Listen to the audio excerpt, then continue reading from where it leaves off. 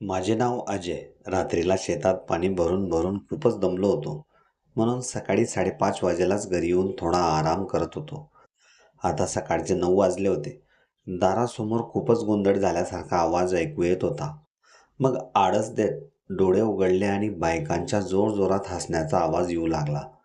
तेव्हा मला कळाले की आज आजूबाजूच्या सर्व बायका आमच्या जोट्यावर बसून गंमत जम्मत करण्यासाठी आल्या असाव्यात. सर्व बायका मिळून आमच्या शेजारी राहणाऱ्या अंजली काकूंची मजा घेत होत्या. कारण काकूंचे पहिले आणि काकांचे हे दुसरं लग्न होते. त्या काकांपेक्षा वयाने खूपच लहान होत्या. काकांना सरकारी नोकरी असल्याकारणाने त्यांनी त्यांच्याशी लग्न करायला होकार दिला होता. तेवढ्यातच आमच्या समोर राहणाऱ्या आशा वहिनींनी त्यांना विचारले, दीदी, आप आने से भाई साहब काफ़ी खुश लगते हैं. आप अच्छे से उनका ख्याल रखती है शायद. तेव्हा त्या काकू आशा वहिनींना म्हणाल्या, मेरे पति है वो, ख्याल तो रखना ही पडेगा ना, नहीं तो घर से बाहर भगा देंगे वो मुझे. तेव्हा आशा वहिनी त्यांना म्हणाल्या, मगर अंजलि, जो खुशी हम औरतों को चाहिए होती है वह खुशी तुम्हारे पति दे पाते हैं तुम्हें, या ऐसे ही तुम्हें नाराज कर कर चले जाते हैं. तेव्हा अंजली काकू आशा वहिनींना म्हणाली, क्यों, तुम्हें ऐसा क्यों लगता है कि मेरे पति मुझे नाराज कर कर चले जाते हैं. त्यावर आशा वहिनी म्हणाली, अरे नहीं, मेरे कहने का मतलब वो नहीं था, क्योंकि वह तुमसे उम्र में 15 साल बड़े हैं ना, और अभी काफ़ी बूढ़े भी दिखते हैं, इसलिए पूछ रही थी. तेव्हा अंजली काकू आशा वहिनींना म्हणाली, हाँ दीदी, यह बात तो ठीक है, वो मुझसे उम्र में काफ़ी बड़े हैं. कई कई बार तो मैं एडजस्ट भी कर लेती हूँ, मगर अभी तो शादी की है, निभाना तो पड़ेगा ही ना. मगर मेरी हर बात मानते हैं वो, मुझे कभी निराश नहीं होने देते. उनके साथ मैं बहुत खुश हूँ. भले मेरा पति बूढ़ा है, मगर मेरे पुरे काबू में है. अंजली काकूंचे बोलणं ऐकून सर्व बायका जोरजोरात हसू लागल्या. सुहागरात के दिन कैसे रहे अंजली तुम्हारे. आणि तेवढ्यातच पलंगावरून मी उठून आळस देत बाहेर आलो आणि त्या सर्व बायकांना म्हणालो, आप औरतों को दूसरी बात करनी नहीं आती है क्या. बस इस घर में क्या हुआ, इसके पति ने क्या लाया, उसके घर में क्या सामान पड़ा है, उसका पति खूबसूरत है, उसकी बीवी काली है, इसके अलावा भी कुछ नई बातें होती है बात करने के लिए. चलो माँ, तुम मुझे नाश्ता दे दो, बहुत भूक लगी आहे. एवढं बोलून मी तयार होण्यासाठी बाथरूममध्ये गेलो आणि जेव्हा फ्रेश होऊन बाहेर आलो तेव्हा किचनमध्ये अंजली काकू ही आईसोबत काहीतरी कुजबुजत होती. मग मी तयार होऊन आईला आवाज दिला आणि म्हणालो, आई दे नाश्ता, मी तयार झालो. तेव्हा आई व अंजली काकू सोबतच बाहेर आल्या. मग अंजली काकू मला म्हणाल्या, अजय, नाश्ता करने के बाद तुम मेरे साथ घर चलना. तुम्हें पानी की मोटर रिपेयर करनी आती है ना. आज पानी भी आने वाला है और मेरी मोटर काम नहीं कर रही है. तेव्हा मी काकूंना म्हणालो, चाची, आप घर पर जाओ, मैं अभी नाश्ता करके आता हूँ. मग मी आईला विचारले, नळ केव्हा येणार होते का आई. मग आई म्हणाली, 12 वाजेला येतील रे. मग एवढ्या लवकर जाऊन काही फायदा नाही. थोडा वेळ झोपू, मग जाऊ बरोबर 11:45 वाजेला. मी अंजली काकूंच्या घरी आलो तेव्हा काकू घरात दिसत नव्हत्या. मी आवाज दिला, चाची का हो आप. तेवढ्यात काकू घाईघाईत आपली साडी हातात धरून बाहेर आल्या आणि तेवढ्यातच त्यांच्या हातातून मोबाईलही खाली पडला. मग काय, जेव्हा त्या मोबाईल उचलण्यासाठी खाली वाकल्या तेव्हा अचानक त्यांच्या साडीचा पदर खाली निसटला आणि त्यांचे समोरचे दृश्य मला स्पष्ट दिसू लागले. मग मी मान फिरवून घराबाहेर निघू लागलो. तेव्हाच काकू मला म्हणाल्या, अरे अजय, कहाँ जा रहे हो, ये मोटर तो देख लो. त्यावर मी काकूंना म्हणालो, चाची, पहले तुम पूरी तरह से तैयार हो जाओ, बाद में मुझे बुला लेना, क्योंकि आपके साड़ी का पल्लू ही आपसे संभाला नहीं जा रहा है. तेव्हा काकू मला म्हणाल्या, अरे अजय, मैं अंदर रूम में लेटे लेटे मोबाइल देख रही थी, तभी तुम्हारा आवाज़ सुनकर मैं वैसे ही बाहर आ गए. तेवढ्यात काकूंच्या मोबाईलमधून त्या रूममध्ये जो व्हिडिओ पाहत होत्या तो व्हिडिओ ऑटोमॅटिक त्यांच्या हाताच्या स्पर्शामुळे सुरू झाला आणि वेगळाच आवाज माझ्या कानी येऊ लागला. मला अगोदर खूपच ऑड वाटलं. काकू मोबाईलमध्ये असेही व्हिडिओ पाहत असते. आणि कुठून शोधतात हे असे व्हिडिओ? याचाच विचार मी स्वतःशीच करू लागलो. मग मी काकूंना म्हणालो, चाची, चलो मुझे मोटार दिखाओ, कहाँ रखी है आपने? मग काकू मला त्यांनी ठेवलेल्या पाण्याच्या मोटरीजवळ घेऊन आल्या आणि त्याही माझ्या शेजारी बसल्या. मोटर चेक करतेवेळी अचानक माझे लक्ष परत काकूंच्या त्याच ठिकाणी गेले. खाली बसतेवेळी काकूंच्या साडीचा पदर परत हलकासा बाजू झाला होता, म्हणून माझे लक्ष वारंवार त्याच ठिकाणी जाऊ लागले. मग मी काकूंना मोटरचे स्विच ऑन करायला सांगितले आणि येतेवेळी टेस्टरही आणायला सांगितले. मग जेव्हा टेस्टरने मी मोटर चेक केली तेव्हा मेन सप्लाय त्या ठिकाणी स्पष्ट दाखवत होता, पण मोटार काही ऑन होत नव्हती. मग मी त्याचा पंखा लाकडीने फिरवला, तरीही मोटर सुरू होत नव्हती. मग मी पूर्ण वायर फिटिंग चेक करायचे ठरविले. तेव्हा मला दिसले की शिडीखाली ज्या ठिकाणी मोटर होती त्या ठिकाणी उंदराने वायर कुतरून पंक्चर केली होती, म्हणून मोटार सुरू होत नव्हती. मग मी काकूंना स्विच ऑफ करायला सांगितला आणि ती वायर त्या ठिकाणाहून कट करून मी नवीन पॅच मारला. तेव्हा ती मोटर लागलीच सुरू झाली आणि काकूंचा चेहराही आनंदित झाला. तेव्हा काकू मला म्हणाल्या, अजय, अभी जाना नहीं, रुको, मेरे हाथों की चाय पीकर ही जाना. तुमने बहुत बड़ी मुसीबत हल कर दी है मेरी. 2-3 दिन से मैं पानी की टंकी में पानी भी नहीं चढ़ा पा रही थी. मग मी अंजली काकूंना म्हणालो, चाची, चाय जल्दी से बनाओ, मुझे भी काम के सिलसिले में बाजार जाना है. तुम अड़ते लोग बातें बहुत करते हो और काम कम. सुबह से आप और सारी मोहल्ले की औरतें इकट्ठा होकर कचर बचर करती ही रहती है और बातें भी ऐसी होती है कि सुनने वाला भी शर्मा जाए. चाची, सच में चाचा आपको पसंद नहीं है क्या? तेव्हा काकू चहा घेऊन अगदी माझ्या शेजारीच बसल्या आणि मला म्हणाल्या, अजय, मैं तुम्हें एक बात बताती हूँ, तुम किसी को मत बताना.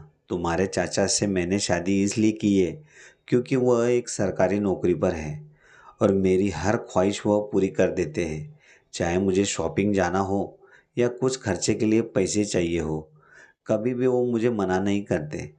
हाँ, कुछ चीज़ की कमी है उनमें, मगर वो भी मुझे हंसाकर हल्का सा प्यार जताकर उस कमी को महसूस होने नहीं देते. तेव्हा मी काकूंना म्हणालो, चाची, मैं आपकी बातों को समझ सकता हूँ. चाचा मुझसे उम्र में काफ़ी बड़े हैं और आप मेरी उम्र की हो. जिस तरह बाकी की औरतें हंस खेलकर अपने पति के साथ रहती है, इस तरह आप रह पाती हो घर में, या चाचा ही आपसे डरते हैं? तेव्हा काकू मला म्हणाली, बाकी का सब काम तुम्हारे चाचा का बहुत बढ़िया है, मगर प्यार के बारे में थोड़े कमज़ोर हैं. अगर उस तरह के प्यार की ज़रूरत मुझे पड़ी तो तुम हो ना. तेव्हा मी काकूंना म्हणालो, ना ना चाची, अभी मैं कुंवारा हूँ और मैं नई गाड़ी चलाने में विश्वास रखता हूँ, क्योंकि सेकंड हैंड गाड़ी कभी भी धोखा दे सकती है. तेव्हा काकू मला म्हणाली, अजय, नई गाडी से ज़्यादा सेकंड हँड गाडी मायलेज ज़्यादा देती है. मग स्वतःच मी विचार केला, जर आपण या ठिकाणी अजून बसून राहिलो तर खूपच वेळ वाया जाईल आणि आपलंही बाजाराचं काम राहील. म्हणून मी उठून काकूंना सांगून बाहेर आलो. काकूंना खरंच आपली गरज आहे का? पण मी आशा वहिनींवर प्रेम करत होतो. मला त्या फार आवडत होत्या, पण त्यांना मीही आवडतो का हेही काही माहीत नाही. मग विचारात मी बाजारात आलो आणि दुकानातून युरिया व DAPच्या थैल्या बुक केल्या. मग घरी आलो. घरी आल्यावर जेवण तयारच होते. दुपारचे जेवण करून मी आरामात झोपून राहिलो. जेव्हा संध्याकाळी उठलो तेव्हा आईने गरमागरम खमण केले होते. मग मला उठलेला पाहून आई मला म्हणाली, अरे अजय, हा खमणने भरलेला डबा शेजारी अंजलीला देऊन येशील. तिला खमण खूप आवडतात. त्यांच्याकडे असे खमण बनवत नाही, कारण ती बाहेरील राज्यातील आहे ना, म्हणून. तेव्हा मी आईला म्हणालो, आई, मी त्या काकूंना आवाज देतो, त्या घरी येऊन घेऊन जातील. मग त्यावर आई म्हणाली, अरे अजय, कामात असेल ती बिचारी, तू जाऊन देशील तर काही फरक पडेल का? घे हा डब्बा, ये लवकर घरी. मग मी संतापातच तो डब्बा हातात धरला आणि अंजली काकूंच्या घरी आलो. घरात गाण्याचा जोरजोरात आवाज येत होता. मी 2-3 वेळेस काकूंना आवाज दिला तरी त्यांना तो आवाज ऐकू येत नव्हता. मग मी थोडे पुढे गेलो तेव्हा समोरचे दृश्य पाहून मी आश्चर्यचकितच झालो. कारण काकू ह्या गाऊन घालून टीव्हीचा आवाज मोठ्याने करून रूममध्ये नाचत होत्या. त्या खूपच सुंदर पद्धतीने नाचत होत्या आणि अधूनमधून चेहऱ्यावर आलेला घामही त्या घातलेल्या गाऊनने पुसत होत्या. काकूंना पाहून मला फारच छान वाटत होते. मग जेव्हा काकूंची नजर अचानक माझ्यावर गेली तेव्हा त्यांनी टीव्हीचा आवाज कमी केला आणि मला म्हणाल्या, "अजय, तुम कब आए?" तेव्हा काकूंना मी म्हणालो, "चाची, मुझे आए हुए 10 मिनट हो हुए. ये लो खमन ढोकले. माँ ने आपके लिए दिए हैं. खाकर बताना माँ को कैसे बने हैं." मग मी काकूंना म्हणालो, "चाची, आप बहुत ही सुंदर डांस करती हो. आपको तो किसी रियलिटी शो में जाना चाहिए." तेव्हा काकू मला म्हणाली, "मुझे बचपन से ही नाचने का शौक है, इसलिए बीच बीच में मैं मेरा शौक पूरा कर लेती हूँ, मगर थक भी बहुत जाती हूँ, क्योंकि इसके लिए हर रोज़ प्रैक्टिस करना ज़रूरी होता है. देखो ना अजय, आज आधे घंटे ही प्रॅक्टिस में ही बहुत थक गई मैं." काकू वर हात करून आळस देत मला सांगतच होत्या. तेवढ्यात माझे लक्ष काकूंच्या उघड्या असलेल्या गाऊनच्या हुककडे गेले. त्यातून काकूंच्या खांद्यावर असलेल्या ब्राच्या पट्ट्या मला स्पष्ट दिसत होत्या. त्यांना पाहून हळूहळू काकूंकडे माझे आकर्षण अधिकच वाढले होते. कारण आशा वहिनींपेक्षा अंजली काकू या आतून खूपच सुंदर दिसत होत्या. म्हणून मग मी काही वेळानंतर घरी परत आलो. पण विचार सतत काकूंबद्दलच सुरू होते. दुसऱ्या दिवशी दुपारी मी 12 वाजेला शेतातून घरी परतलो आणि जेवण करत असतानाच खूप जोराचा वारा सुटला. वाऱ्याचा वेग इतका होता की कुणाची पत्रे हवेत तर कुणाचे कपडे अंगणात उडत होते. मग जेव्हा आईने मला सांगितले, "अरे अजय, आपले सुद्धा कपडे हवेने अंगणात पडलेले आहेत. ते लवकर उचल, नाहीतर दुसऱ्याच ठिकाणी पोचतील ते." मग तेव्हाच मी ताटावरून उठून अगोदर कपडे गोळा करण्यासाठी बाहेर आलो. हवेमुळे धुळीचे साम्राज्य हवेत मिक्स झाले होते आणि तेव्हाच अंजली काकू ही त्यांचे कपडे गोळा करण्यासाठी बाहेर आली. आमचे तर कमी कपडे होते म्हणून माझे काम लवकर झाले. माझ्या कामाचा वेग पाहिल्यानंतर अंजली काकू मला म्हणाली, "अरे अजय, थोड़ी मेरी भी मदद कर दो. मुझे मेरे कपड़े इकट्ठा करने में मुश्किल हो रही है." मी अगोदर घरात माझे कपडे ठेवले आणि अंजली काकूंच्या मदतीसाठी परत बाहेर आलो. 5च मिनिटात मी सर्व कपडे गोळा करून अंजली काकूंच्या घरात आलो. तेव्हा काकू मला म्हणाली, "इतने सारे कपड़े? इनमें से कुछ कपड़े अगल-बगल वालों के भी ये लग रहे हैं." तेव्हा मी काकूंना सुझाव दिला, "चाची, मैं आपको जो जो कपड़े दिखाऊंगा वो कपड़े तुम पहचान कर साइड में रखना." सर्वात अगोदर काकूंनी काकांचे कपडे ओळखले आणि मी ते बाजूला ठेवले आणि जेव्हा काकूंच्या कपड्याचा नंबर आला तेव्हा अचानक काकूंचे दोघंही आतले कपडे माझ्या हातात आले आणि मी काकूंना म्हणालो, "चाची, यह कपडे आपके ही है या दूसरे के?" तेव्हा काकूंनी लाजून आपली मान खाली केली आणि त्या गालातल्या गालात हसू लागल्या. मी परत काकूंना म्हणालो, "चाची, बताओ जल्दी. सब लोग अपने अपने कपड़े बाहर ढूंढ रहे हैं." तेव्हा काकू म्हणाली, "यह कपड़े मेरे नहीं, जो नीचे बेड पर रखे हैं 3D प्रिंट वाले, वो मेरे कपडे हैं." मी लगेचच हातातले कपडे बाजूला ठेवले आणि काकूंचे ते कपडे उचलून त्यांच्याजवळ दिले. तेव्हा काकू म्हणाली, "अजय, मेरे पूरे कपड़े मुझे मिल गए. अब जो लोग बाहर कपड़े ढूंढ रहे हैं, जिसके भी होंगे उसे जाके दे दो." मी सर्व कपडे उचलून माझ्या घराच्या ओट्यावर ठेवले आणि जे पण बायका बाहेर कपडे शोधत होते त्या सर्व बायकांना आवाज देऊन ज्याचे त्याचे कपडे त्यांना दिले. मग मी काकूंच्या घरी परत आलो आणि समोरचे चित्र पाहून मी चकितच झालो. काकूंनी पुढच्याच हॉलमध्ये दोरी बांधून ते सर्व ओले कपडे त्यावर पसरवले होते आणि त्यांच्या आतले कपडे तर अगदी माझ्या डोळ्यासमोरच होते. मी त्यांच्याकडे एकटक नजरेने पाहत होतो. तेव्हाच काकूंचे लक्ष माझ्याकडे गेले आणि त्या मला म्हणाल्या, "अजय, धन्यवाद. तुम्हारी वजह से आज मुझे मेरे कपड़े मिल गए. नहीं तो यह कपड़े किसी ना किसी के आंगन में मिट्टी खा रहे होते.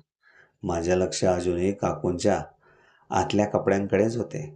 काकू मला परत म्हणाली, अजय, मैं तुमसे बात कर रही हूँ और तुम कहाँ देख रहे हो. तेव्हा मी काकूंना म्हणालो, चाची, इनमें से कुछ कपड़े ऐसे हैं जिनको मैं पहली बार देखकर उनकी ओर आकर्षित हो गया हूँ. तेव्हा काकू मला म्हणाल्या, अजय, तुम्हें ऐसे कौन से कपड़े यहाँ नए दिखे जो तुम उनकी ओर आकर्षित हो रहे हो. जो कपड़े तुम्हारे घर में है ऐसे ही कपड़े यहाँ है. तेव्हा काकूंना मी म्हणालो, चाची, कपड़े तो सेम ही होते हैं, मगर उनके ऊपर कुछ डिजाइन कपड़े वाला ऐसी बना देता है जो देखने से ही दिल पर राज कर जाते हैं.